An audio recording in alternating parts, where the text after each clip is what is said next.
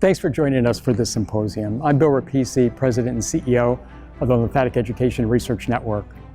LE&RN's mission is to fight lymphatic diseases through education, research, and advocacy. In order to win a fight, you first have to join it. So we ask, please become a supporting member of LE&RN at lymphaticnetwork.org. And we hope you enjoy today's symposium. I'm Leslyn Keith, and I'm here with two other friends and colleagues to present to you today, Catherine Sayo and Dr. Matthew Carmody. And we're so glad to present to you today, almost like kicking off this Lipedema Awareness Month. But what we're doing is we're going to be doing a series of symposiums with LE&RN, about one a month for the next several months. And so this is the first. So it's the Radical Embodiment Living with Lipedema series. And we're starting out this first one to talk about the holistic treatment for lipedema and how you can make it better. And so the three of us will be presenting today. I'm going to go first, and then followed by Dr. Matthew Carmody and then Dr. Catherine Sayo. And we'll each be talking about 15 minutes each, and we'll have 15 minutes for questions and answers and discussion afterwards. So I'm going to go ahead and get started here. Thank you so much to the sponsors that allow these free symposium series to happen. So thank you very much to all of these organizations.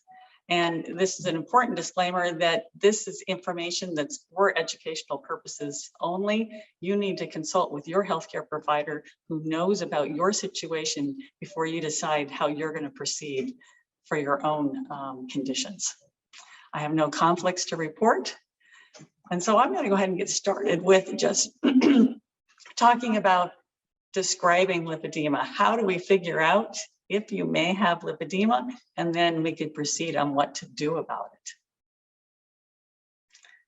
So I like to really talk about looking at lipedema as you're usually consulting with a lymphatic professional who is acting like a detective, because there are no there's no blood work, there's no biomarkers, there's no specific imaging, that you can't look at the tissue and get a actual definitive diagnosis. It's really based on what your medical history is and the clinical exam by the lymphatic professional. And so they're doing that detective work along with you, because really one of the most important tools that Dr. Carmody is going to be talking about is the wisdom of the patient. And really in that discussion, we really begin to see if you have lipedema or not. And for the lymphatic professional, who is, for instance, the certified lymphedema therapist who is actually getting their hands on you, they're actually going to be using their hands to try to figure out what's going on as well. So let's look at those symptoms of lipedema and how we can start to tease out if this is what's happening. And so the most obvious symptom visually is the disproportionate body fat. So it's symmetrical, meaning it happens on both sides of the body, but it's really mostly confined to that lower body, but sometimes the arms can be affected. Usually the hands and feet are spared, and this makes a cuff at the wrist or at the ankle, and because the hands and feet do not have any enlargement. Could there be other affected areas? There has been a lot of discussion about, could it happen in the pubic or abdominal area? I've seen a paper about lipedema in the scalp. So we don't know, but definitely we do see that excessive fat deposition on the lower body and sometimes the arms. There's usually pain associated with lipedema. And the characteristics can be very individual, but some common things that happen with most people with lipedema is that hypersensitivity to touch. And it definitely is usually chronic and very long term, but it may be constant without any break, or it could be intermittent. And that's when we get those differences in the pain experience. And definitely, if you have other things going on that can cause pain as well, like some kind of orthopedic injury, then that's going to increase the pain. So we really want to look at what is, for that specific person, what is the intensity, how frequent is it, How long has it been going on? What's the quality of pain? How would they describe it?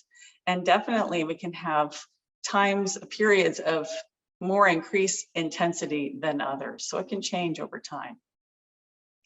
And then with swelling for lipedema, generally this is orthostatic edema, meaning at the end of the day, of have your feet in a dependent position, you're standing all day or doing prolonged sitting, we tend to get that swelling in the lower legs that as you are elevated in bed overnight, then usually it's going to be resolved overnight. And definitely, we don't see the swelling happening usually in the ankles and the feet in the earlier stages, but later stages, then we start seeing that happening in the feet and ankles as well. And definitely we can feel those changes and even a weight gain over just a period of a day because of that orthostatic edema. And so in hot weather and being very sedentary, sometimes that accompanies having lipedema, that can increase that amount of fluid retention. Very common occurrence that we see with lipedema is frequent unexplained, usually painless bruising. So no trauma that you can remember at all, but the bruises appear. And this usually happening on those areas that are affected by the lipedema. So you can see pictured here in the calves. Lipedema can be chronic, well, definitely is chronic, and it can also be progressive. And I liken it to looking at this huge, very long stair, progress of very steep stairs, and you can't see the end to it. So it can be very intimidating that way. Although we are here to present to you today what you can do about it, so that hopefully it will be seen less intimidating and give you hope. But the progress of lipedema can happen very, very gradually, but it can also have periods where there are rapid increases. And a lot of times that seems to happen around puberty, pregnancy, or perimenopause at those changes of hormone, particularly sex hormone fluctuations. And so it seems to be centered around that. A lot of women are sharing their story of these repeated failed attempts to lose weight, and they just seem to keep gaining weight no matter what they do. And of course, you progressively lose more and more mobility, especially if you also have obesity along with the lipedema, then there's a gradual severe reduction in mobility. We'll talk about that when we talk about the stages. And then if you do develop lymphedema as well, then it could progress to lipolymphedema, which is a combination of those two conditions. So I'm going to talk a little bit about the stages of lipedema, and I would like to point out that this is not the same woman. These are pictures of 4 different people that have lipedema and have the characteristics of those stages. So let's talk about those stages.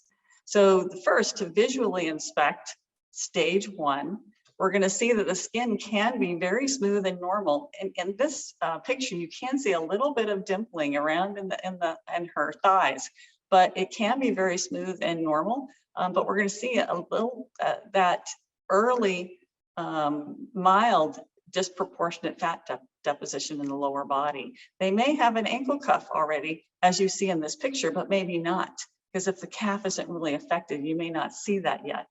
They may already getting bruises that will appear. And on palpation, stemmer sign is negative. That means that the skin and the tissue in the feet, on the top of the feet, is completely normal. And so if we were to pinch that skin just below the toes, it's easily lifted. So that's a negative stemmer sign. When the feet become affected, then you can't pinch and lift that skin. You may start already feeling fat nodules. So if you, we'll talk about that, I believe, later, but if you were to press into the tissue, you can feel these little bumps under the skin. And subjectively, they're going to be talking about frequent bruising without trauma. They may also complain about there's a beginning of tenderness and hypersensitivity and pain and heaviness in the legs. And they've already noticed that there seems to be no response or very little response in the lower body when they do dieting. And they may also be already beginning to feel self-conscious about the way their body looks. In stage 2, visually, we're going to see that now we're definitely going to see that uneven dimpled appearance. You can see it more evident in the thighs here, and the more pronounced deposition of fat. The feet can still be very unaffected at this stage. And then palpation, usually still the negative stemmer sign, and we might feel more evidence of those fat nodules. And then subjectively, of course, talking about these unexplained bruises, it's a little bit more intense heaviness and pain. Again, little or no response to dieting, and they may also be complaining of experiencing anti-fat bias and feeling depressed at this stage. In stage 3, visually, we're seeing even more deposition of fat. The legs can be very columnar, meaning they go straight down. They don't have any shape or tapering. The ankle cuff may be more pronounced, particularly when the calves are affected. And they might see this mild pinkness that's happening in the lower calves. It's hard to see in this picture, but that quite often happens because now the venous system has been impacted, and so we're getting some pooling of venous blood. And then it may be easier to feel those fat nodules throughout the fat. We might be starting to get some pitting edema on the dorsum of the feet as the feet are becoming involved, a lot of times with either that venous problem or with some lymphedema. And we're going to start feeling the tissue feels firm, especially in the lower calves, maybe also on the medial thighs, the inside of the thighs. And then subjectively, definitely that bruising, more pain and heaviness and hypersensitivity to touch. Really not being very frustrated with any typical weight loss methods. The mobility is affected even more, and definitely that body image and anti-fat bias is being experienced. Now in stage 4, of course, it's getting even more severe. So we have large folds and lobules of fat, particularly on the thighs. This woman, she has, you can see a lot, not so much lobules and largeness in her calves, the distal calves, but you can have some very, very large calves as well. Might get some saddlebags on the hips. Palpation, you may have even more fat nodules, but it also may be harder to palpate at this stage. That can be more difficult to notice that sign. And now with the feet definitely involved at this point with lymphedema, most likely. Now you see that puffiness on the top of the feet, and you have that pitting edema. And then what's happening actually in this person is in the lower calves, that there's so much fibrosis, so much firmness that it's not allowing it to get really large right down there. But that tissue is very, very affected in the bottom of her calves. And she is complaining of bruising, that heaviness, tightness, pain, hypersensitivity feeling, really given up on dieting methods at this point. May have a complete loss of mobility, or she might still be able to be mobile, but mobility is very restricted at this point, and actually feeling a lot of isolation and hopelessness a lot of times at this point. So the other thing we're going to look at with lipedema is, where does the fat get deposited? And so when we talk about the types of lipedema, it's merely discussing where do we see the fat, where do we feel lipedema fat. And so we have these 5 types. I'm going to go over each briefly here. So in type 1, you can see on the picture that it's basically on the buttocks and the hips. And a lot of times this is called riding breeches or jodhpur pants distribution. And it can be even more accentuated. The difference is accentuated a lot of times if there's a narrow waist. So if there's no abdominal obesity present, it really shows the disproportion. So that's type 1. Type 2 is now can be the same thing, also called the jodhpur pants distribution, but now it extends all the way to to the knees. So it's the buttocks, hips, and thighs. And again, you can see how obvious it can be when you have that narrow waist, which is not uncommon. Type 3 really goes from the waist all the way down to the ankles. And sometimes this is called harem pants or pantaloons, because that's how it kind of looks like that item of clothing. And you can really see the cuff at her, the ankle cuff, where you didn't see it at type 1 or 2 because the calf wasn't affected. And type 4, the arms are affected, and it's usually combined with another type. You can see pictured here that this is type 4 arms combined with type 3 from the waist to the ankles. And so a lot of times it's limited just to the upper arms, as you see in this picture, but it can go all the way to the wrist, and then you will see that wrist cuff. And in type 5, the most severe place is going to be the calves. So from the knee to the ankle. But you can see in this picture that she definitely is affected all the way up to her waist as well. It's just that in type 5, it really is mostly on the calves. This is the woman who will tell you that she's never been able to wear, for instance, any kind of boot or something that would go up over her calf. She simply doesn't fit in that. So, and again, this case can be very obvious that the feet aren't involved. And you can see, as in this picture, that the feet are not involved. So I hope that kind of puts us all in the same starting place, looking at the symptoms, the stages, and the types that help you figure out, do I have lipedema? Helps your healthcare provider figure out if lipedema is present. And now I'm gonna take this over to Dr. Matthew Carmody, who is going to go on with further discussing lipedema. Thank you so much.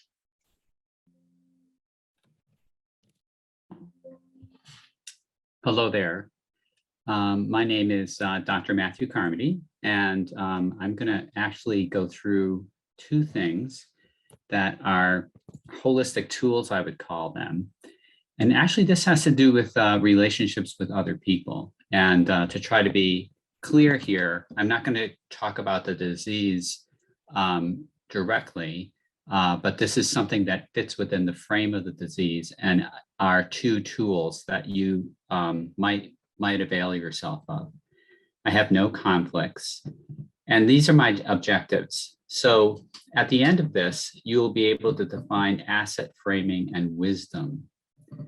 And also at the end of this, you will start to answer the question, who do you think we are? Now, I actually pose the question as we are, because I'm actually talking about the community of people that have a problem with obesity. And I'm going to explore what happens to those people on the basis of our perception of them, not actually what is happening to them, but perception of them. And I want to say that that perception is based upon fast thinking, which I'm going to tell you something about, and not on rational choice. And then I want to go into a counter for fast thinking, which is asset framing by Travian Shorter. So I'll tell you about that. And I think the most important thing that I want you to take away from this is that your key to being treated as you should be is to develop a narrative story. And I'll go into what that's about. And then I want to actually tell you right from the beginning that the person who has the most wisdom in the situation is the person themselves. It is not the providers. It is they that actually provide the best frame for themselves. So this is aspirations and contributions before barriers, and that's asset framing. So when you're asset framing, you're actually talking about what you aspire and what contributions that you've made to the community before you talk about your barriers. And we'll go into why that is so. Next, I want to tell you about Daniel Kahneman's system that governs people's perception of us. So we want to know what system makes people think about us the way that they do. And I'm going to tell you that in the brain, there's two systems. One is a fast system that we use an awful lot in our day. And this is actually done with no effort, not voluntary, and happens within seconds. So it's a split decision type of system. And it is not rational. It is not based on reasons or beliefs. Even if later on somebody tells you this is the reason or this is why I believe this, that is not the case. The fast system, based upon what the MRIs have shown, uses the same system as system 2, which I'll get to in a second, but does that without deep thinking, without reasoned thinking. So the slow system, system 2, allocates attention and effortful mental activities that demand it to slow down, to be thoughtful, to weigh this and that, to be very careful. So I'm going to then ask this question: which system, fast or slow, answers this question as we walk into the room? Who do you think we are? So I am talking about you walking in to a room with your physicality, the way that your body looks. And which system, fast or slow, answers this question? And which system, fast or slow, do you want to answer this question as you begin to work with another person? So if you're going to set up a therapeutic relationship, then you are then going to have to deal with what system makes the decisions up front. So the answer to this question is that the fast system makes the judgment about you as you walk in the door and start to speak and to develop a relationship. What's working in that setting is the fast. So what happens is that bias manifests sometimes without a provider's awareness. And without a provider's awareness is implicit bias, where providers doing this with awareness is called explicit bias. And it's also a process of stigmatizing, thinking that you must be a certain way because of the way that you look. So this is based upon what the news media does, which it frequently attributes personal responsibility to people that have either lipedema or obesity, and without evidence does so, and does so incorrectly. So people who have these conditions, these diseases, are not because they are lazy or lack willpower or self-discipline. They would never choose to be the way they are bodily, and it is happening to them rather than them initiating or causing it. It's also true that many healthcare professionals hold negative attitudes about obesity. This was unfortunately found repeatedly in obesity literature articles, as well as an international conference on anti-obesity and anti-bias, this was a finding across the world that health professionals had a very negative attitude. And fear of prejudice and internalized biases cause direct harm to patients. So that was also the finding of this large study, which is referenced at the end. So I'm going to skip the definition. How do we get ourselves out of this? How do we establish a relationship that is about us and not about a bias or a stigma, but about us? So I'm going to give you two stories that I want you to help analyze. And here's the first one. I'm going to say that asset framing prioritizes language that focuses on aspirations and contributions while acknowledging behaviors, but it actually leads with aspirations and contributions. And this is about yourself while acknowledging barriers. This is the trouble I'm having with this disease.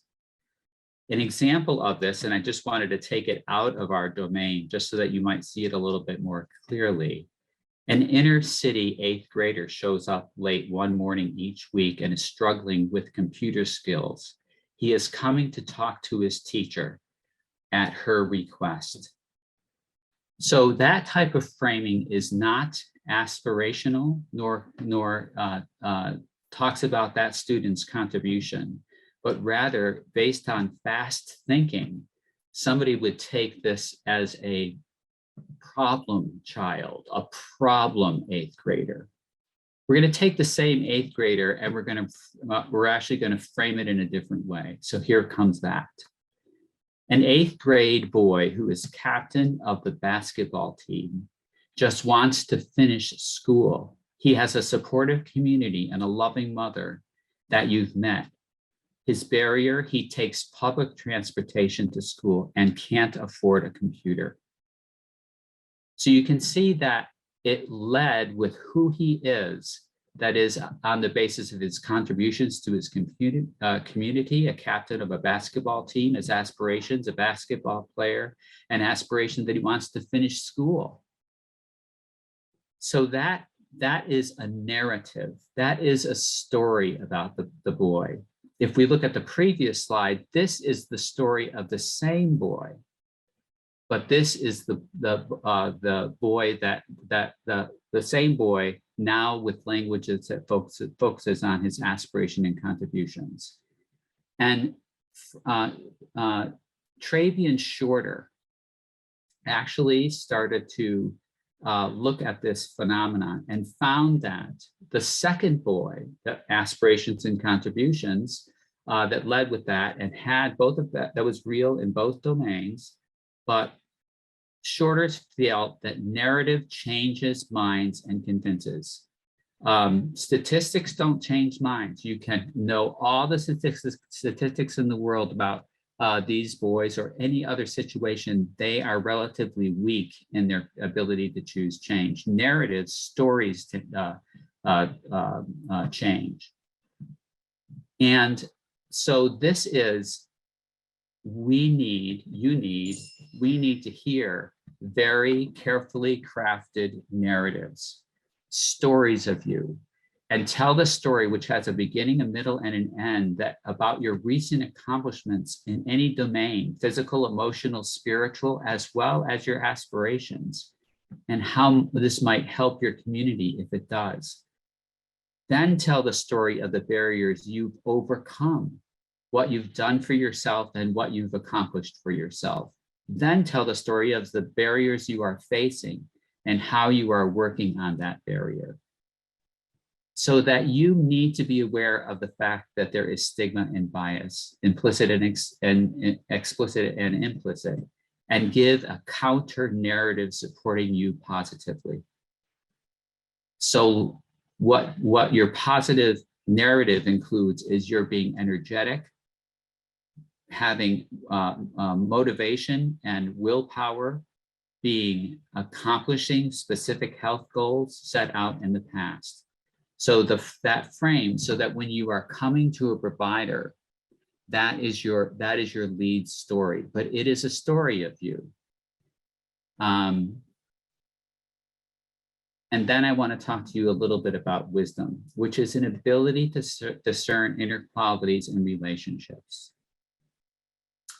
So if you look at this closely, wisdom, that is the best understanding that we can have about any situation or person, viewed from the person needing the wisdom, would go like that if it was the patient who had the wisdom, it is my hypothesis and my finding over years of training, as well as training others, as well as practicing for 37 years in internal medicine, that the wonder of this is that the patient is the source of the best wisdom, that is the discernment of inner qualities and relationships. And so then just to present why I think that's occurring, if we look at some domains, there are many more than this ones, but the physical, intellectual, spiritual, and emotional domains, if we look at those domains and say, who has the experience of those domains? Only the individual person has access to all the domains. So if we actually look for the best solution, it should be from the person that has the most knowledge of all the domains. Can you imagine that the physician may know, or the physical therapist may know physical and intellectual, but do not know spiritual and emotional domains as you do? And they only know part of the physical reality, part of your intellectual reality. So again, given this statement, the individual has the best chance at the most profound wisdom. Others have only to help the process with information and knowledge the individual may want to access. Knowing the individual qualities and relationship, the source of wisdom and the means of change rests within the individual. And telling the individual does not create the effect, only the individual can truly decide this. I know that we have visits that you go into and the person, your provider, is hardly listening. They're looking at the computer out of the side of their eyes. But I think that if you are to capture that provider, if you are to convince that provider, the narrative story is the way to do that. That emphasizes your greatness as well as tells about your barriers and tells your activity in dealing with those barriers and your successes around that, as well as your need for additional help. So we have access to our upper level consciousness to discern inner qualities and relationships. In other words, recent events for you, or things that are near in time, and things that you hold dear over time, we have an ability to discern the inner qualities and relationships.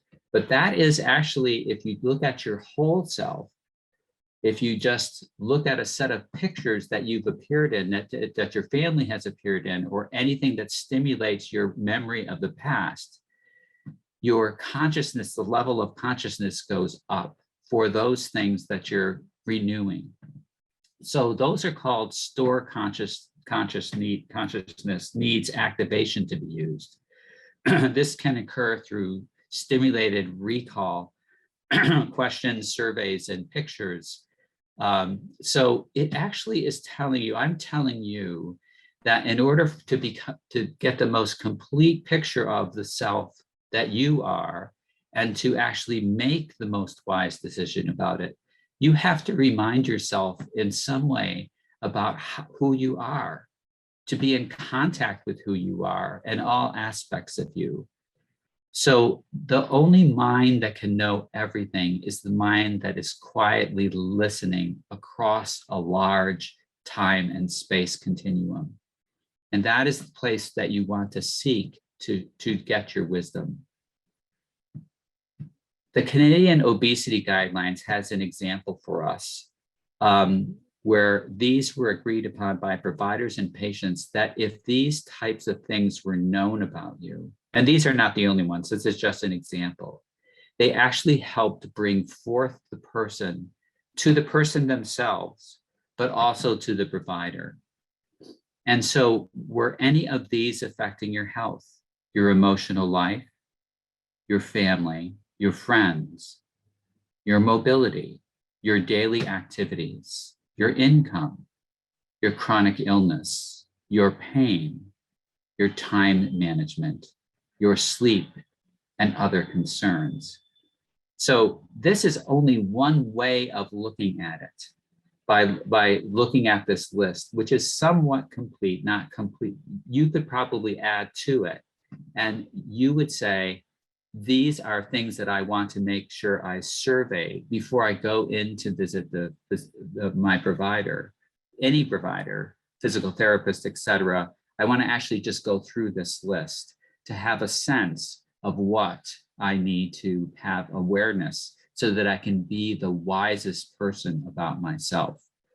Other things to think about that also the Canadians are using are timelines, so that a patient describes their themselves over decades.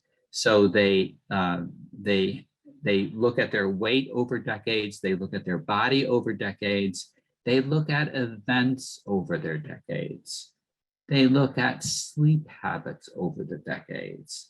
So that's a way of sort of awakening themselves to themselves so that they can make the best decision for themselves and operate under the highest wisdom available to them. That is your self-wisdom.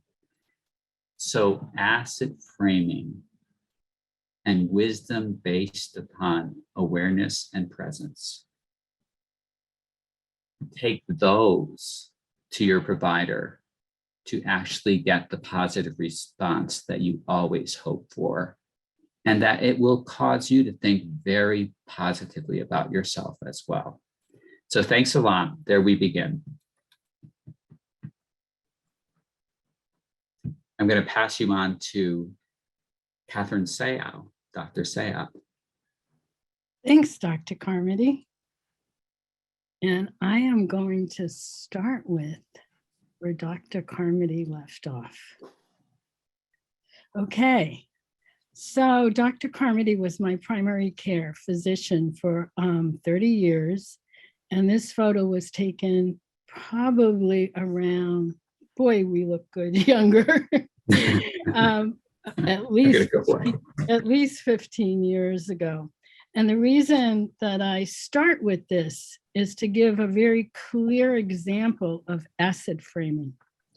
Around 18 years ago, I started to have unspecified edema is what the code was, unspecified edema. For months and months, Dr. Carmody ran many tests, heart tests, scans. We could not figure out what was going on. And I kept saying, I think it's hormonal. I think it's hormonal. Maybe it's hormonal. So eventually I went on bioidenticals and the swelling subsided until perimenopause. That was during perimenopause until menopause actually happened. And during that time, I had a surgery. I actually had a couple of surgeries, had complications from that surgery, ended up with surgically induced lymphedema. And as I was searching for answers, because no one seemed to have any answers, as wonderful as Dr. Carmody is and was as a physician, we couldn't figure it out.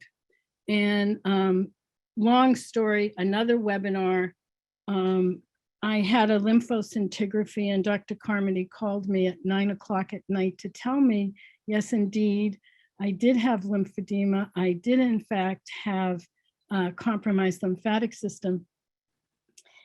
And at that point, I had discovered lipedema. I had been, long story, a short version. And I said to Dr. Carmody, I don't think it's just lymphedema. I think I have this thing called lipedema. And I went on to give him the reference and whatever. And he says to me, how exciting. He said, we've been looking for an answer for years. It sounds like you might have an answer. He said, now you're going to have to help me to help you, and we'll have to do this together. And I wanted to start with that because everything that comes came from that acid framing. So holistic treatment for lipedema, our holistic model. And I want to say that it's taken literally thousands of us, and we have heard the voices, and we've made ways that we could help ourselves and each other. No conflicts, my agenda, defining chronic illness in the context of lipedema and lymphedema, and our holistic approach and the power of community. Okay, so my objectives to define chronic illness, but in the context of lipedema and lymphedema, and to understand the components and applications of a holistic approach for the treatment of lipedema, and to understand a little bit. In 15 minutes, I can only touch upon it, but what are the various intervention and options that you can, this gets over around 1:15, what can you do at 1:16? That's what this is about. And let me say, you know, it's called Lipedema Simplified for a reason. This is the entire mission that we work with. And I said to my body softly, I want to be your friend. It took a long breath and replied, I have been waiting my whole life for this. Simple version. What's important about me is that I have lipedema, lymphedema, I've struggled with obesity, and my essence is I'm a storyteller.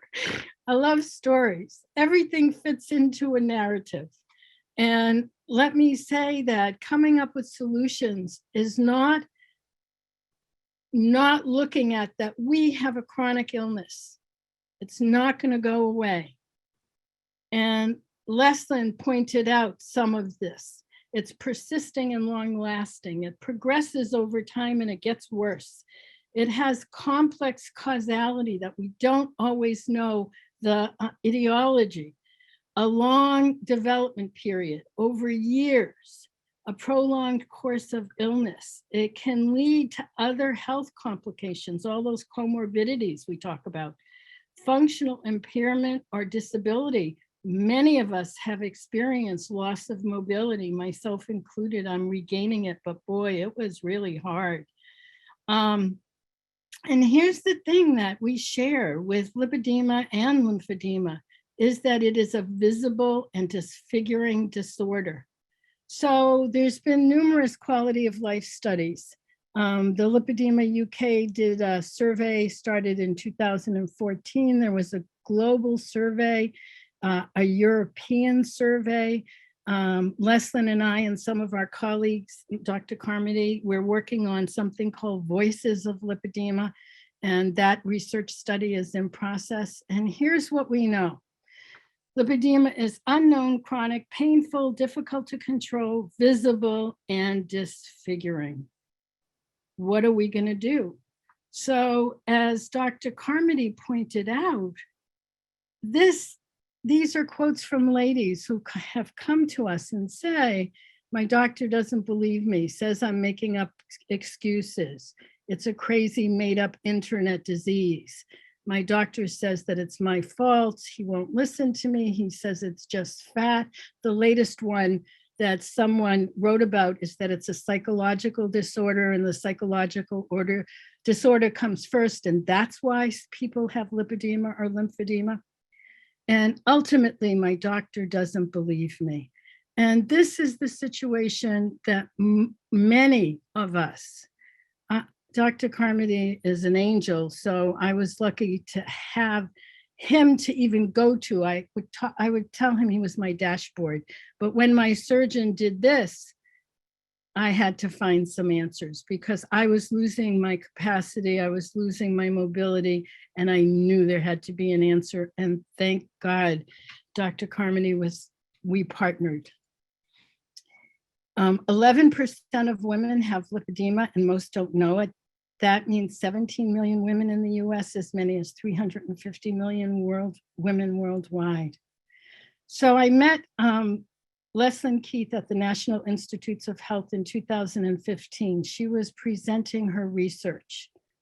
This is her research. She was looking at a ketogenic lifestyle for lymphedema and obesity. And the results were significant. Small study, significant results, wonderful person in Leslyn. And we began a conversation because up until then, nothing was working. There was nothing that could help to relieve the pain and the swelling and the weight gain until keto and Dr. Leslyn Keith, who you already met. And so that's how we came to be. We had started sort of slowly, hand in hand. And what we do is we help lipedema ladies to develop actionable implementation plans, personalized protocol.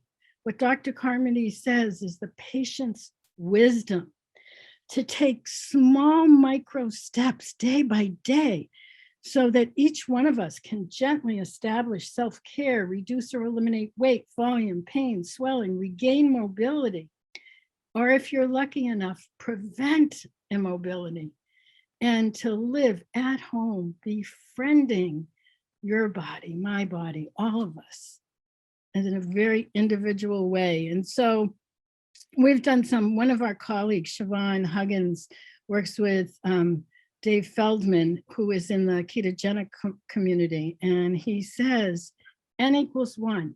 We know one person.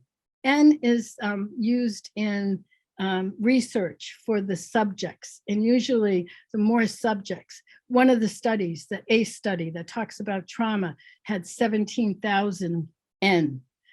1 is you or me or any one of us. To develop, customize, and refine a protocol for mastering your life with lipedema and lymphedema.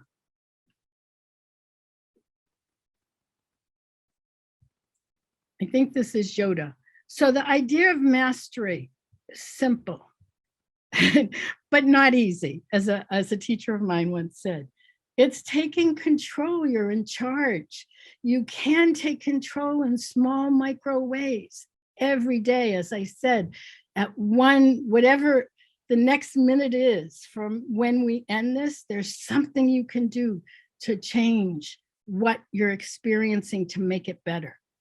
So it includes expertise, skillfulness, knowledge, relationship, and I'm going to say relationship with self, belonging, and community. It's all components of mastery. So our holistic approach includes physical, mental, psychological, emotional, spiritual, and social. And what we've done is we've developed tools for each one of these domains and simple tools. So for instance, one woman who was regaining her mobility, she's lost over 150 pounds at this point. First, she could only walk around the house. Then she walked down to her mailbox. Then she started walking with her husband around the block. So simple things that are doable, all within the context of community, because it's in that context where we're able to support one another. And so I'm going to very quickly go over a little bit about each one of these domains. So what we're doing is treating the whole woman, the whole person. You can't treat just part of it. But interestingly enough, and I always start with the physical, it was the ability to move into healthy physicality with a low carbohydrate plan that eliminated for many or decreased pain and swelling and moved in weight. So each person, each woman, to develop and implement a personalized, actionable self-management protocol, defining next steps in nutrition, movement, and symptom management. Here are a couple examples. She lost 0 pounds. Look at the difference in her body. This is with 3 weeks in low carb. A woman in Italy, look at her arm. The top is very much lipedema fat, and look how much. This was 6 months. And this is Amanda. You can see the difference in her legs. This is another woman. She had such bad inflammation on the right. And you can see after 4 months on low carb what happened.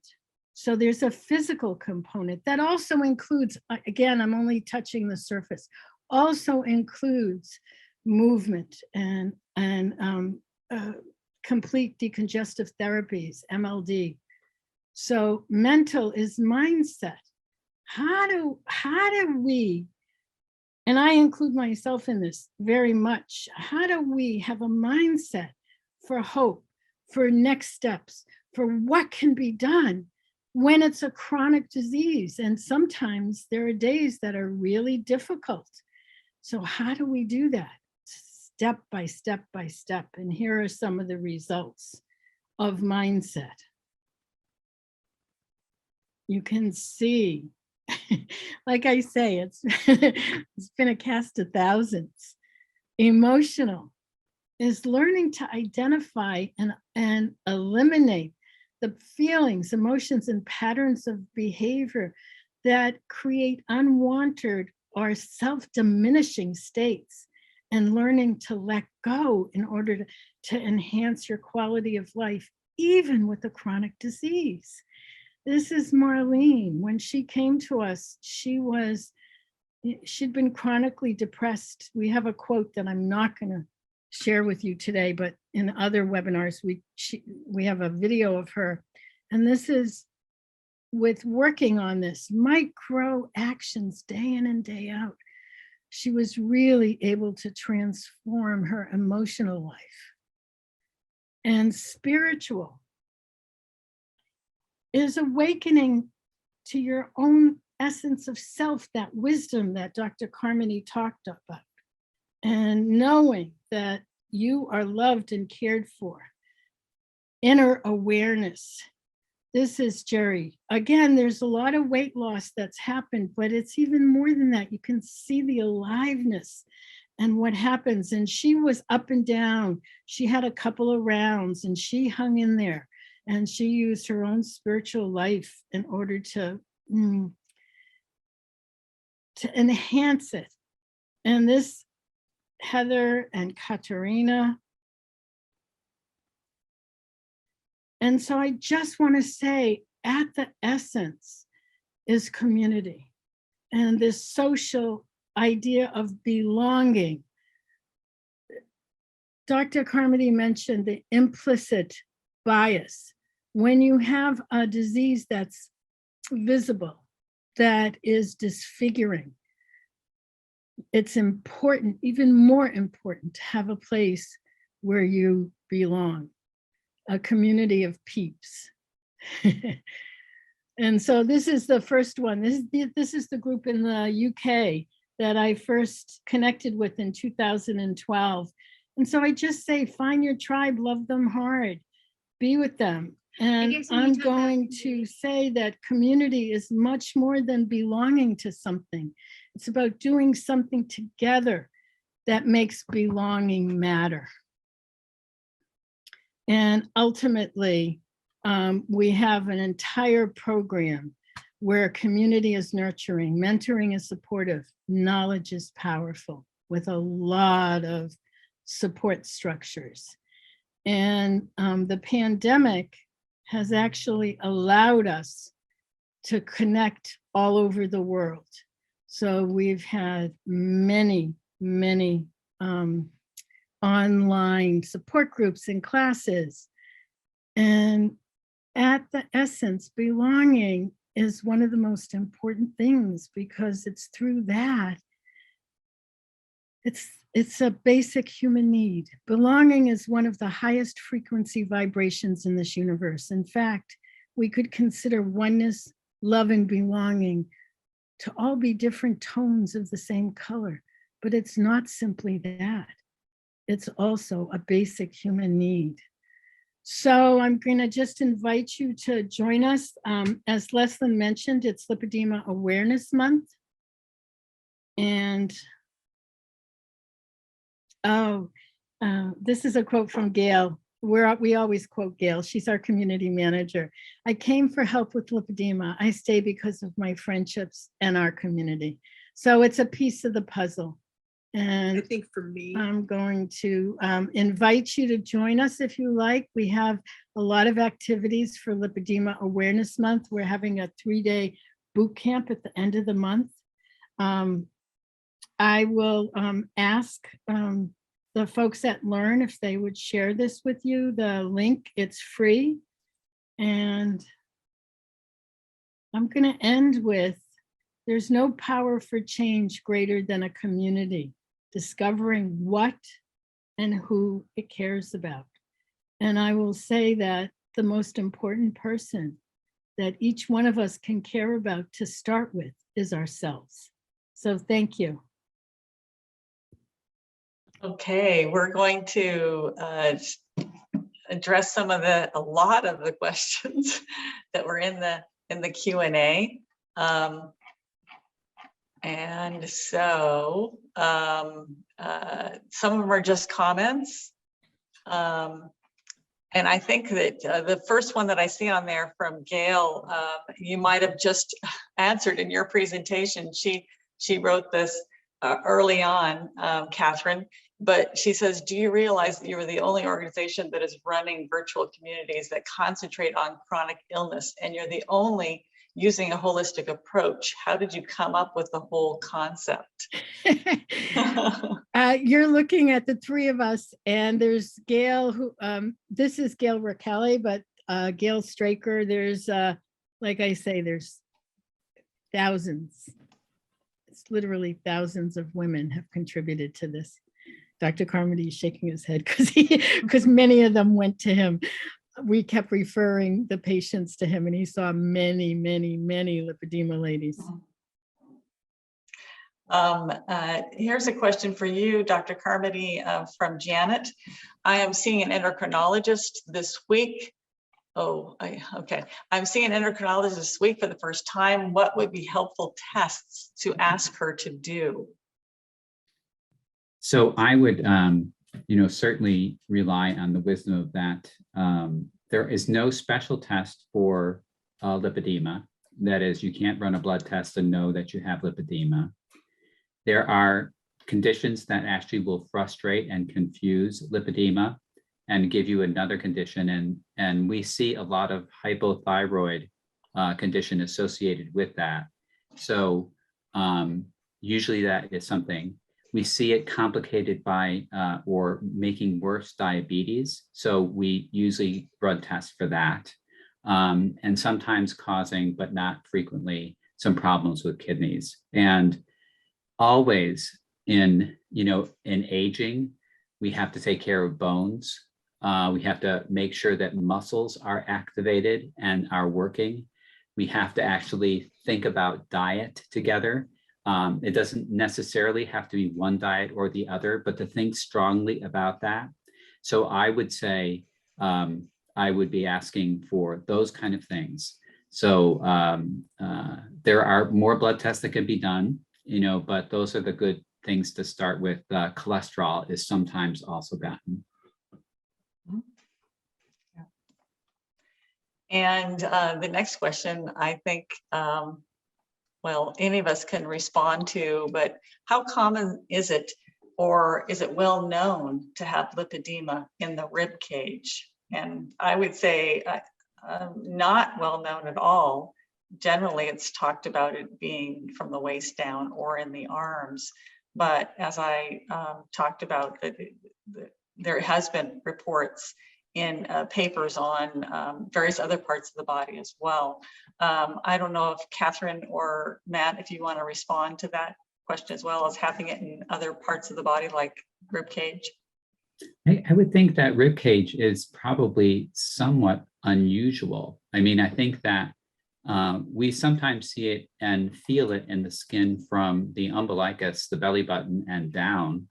So that's probably from waist down. The lowest part of the rib cage on the lateral side is actually just above the waist.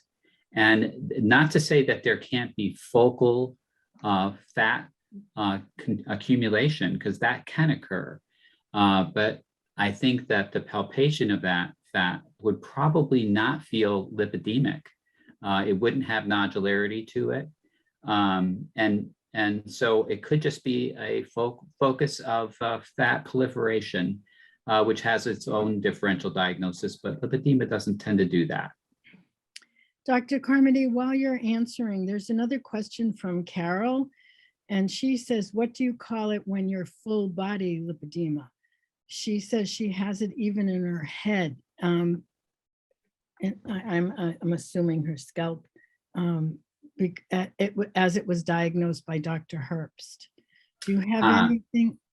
Well, I would not. Dr. Herbst is, somewhat of an authority, and I would not hold myself up at the same level as Dr. Herbst. So I would listen to her, and I would maybe discount my my warning that maybe it's lipedema and something else. So I would be kind of looking for the and something else. And the most common and something else is obesity, the disease of obesity. So that is another possibility, as we see that somewhat frequently, maybe as high as 60 to 70% or as low as 30 or 40%. But it's a real entity that co-occurs with lipedema. So you have to think about treatments that work for both obesity, the disease of obesity, as well as the disease of lipedema when you're successfully treating a person with both. So I would suspect both. Dr. Herbst sometimes diagnoses Derkham's, that can be a little bit more extensive, but she would have told you that specifically. So maybe not listen to me, but maybe just encouraged to think more broadly about other co-occurrences.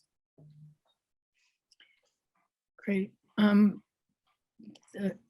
Leslyn, I'm going to just one more. You're better at the Q&A. No, go ahead. If you're seeing something you want to address, please do. Yeah. So someone says many times providers barely take time to listen to the problem. You're there to see them, much less your story. Even when I've taken brochures and literature about lipedema, I've noticed it in the trash can in the hall on my way out.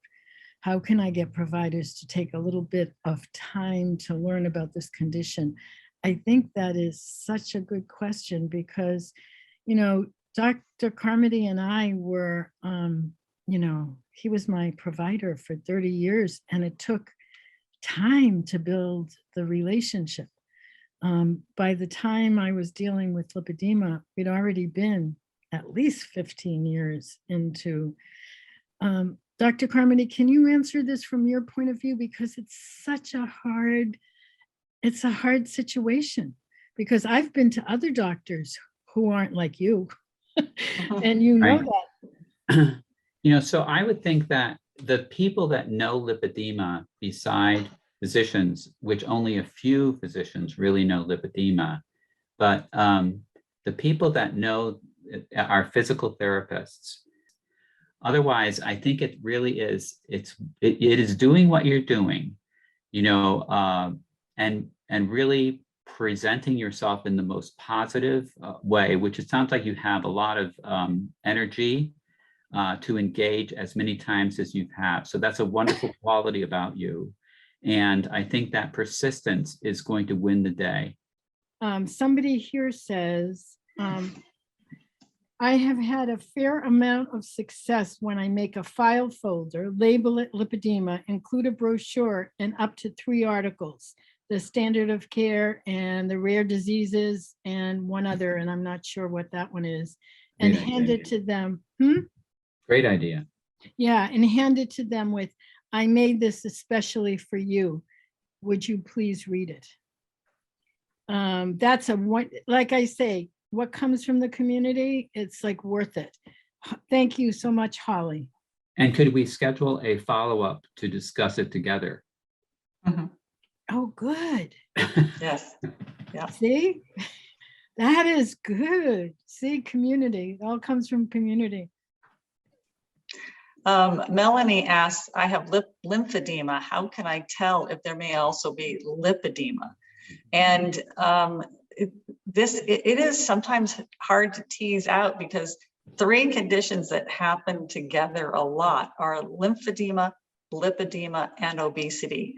And a lot of times your physician is just diagnosing you with obesity and doesn't notice the other two. And it is difficult to differentiate.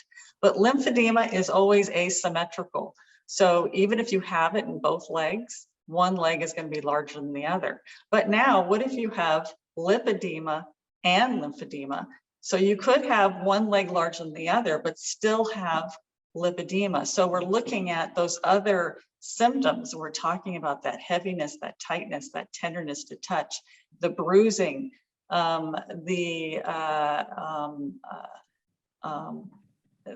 usually it's going to be an obvious difference between your upper body, your trunk, and your legs. Look at all those other symptoms that we talked about, and are you getting those? Plus you have an asymmetry, plus you have some pitting edema, some swelling in your feet. So you kind of got to combine all those symptoms, and then you can start to see that maybe I have both. But best thing is to do, as Dr. Carmody suggested, go to a trained therapist or someone who has had training in lymphedema therapy and can recognize those symptoms, and then they can help you tease out those different symptoms and what might be going on. So I highly recommend going to a CLT, a certified lymphedema therapist. And I just put in the chat the link for our Lipedema Awareness Month. As usual, there's so many more questions than we're going to have time to answer. And so we offer you resources. We do this because we want to help. I always feel that's a little trite, but it's the truth. So, there'll be opportunities to get your questions answered and to do whatever, get more information, to get resources. Leslyn and I just put together a ebook that's available for free. The characteristics, stages, and types of lipedema in a booklet that is great. It's like short, I think it's like 16 pages, so you can print it and give it to your doctor. Very clear. Basically, Leslyn's presentation with some other information. Mm-hmm.